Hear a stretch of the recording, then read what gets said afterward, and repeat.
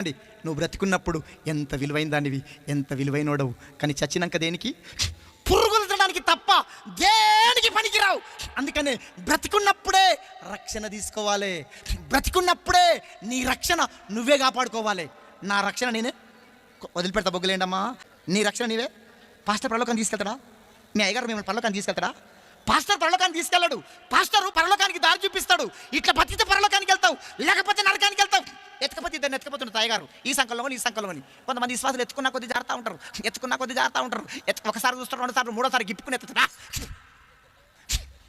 ఎత్తుకున్నా ఈ ఎత్తేసినాక అలుగుతారు. సంఘం మీద అలుగుతారు, పాస్టర్ మీద. ఒక నక్క అంట చెరువు మీద అలిగిందంట.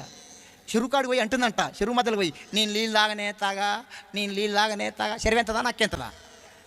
నువ్వు దేవుని మీద అలిగినా, దైవసేకుల మీద అలిగినా అది నీకే నష్టం. నీ రక్షణ నువ్వే, నా రక్షణ నేనే. ఆడ తాడిచెట్టు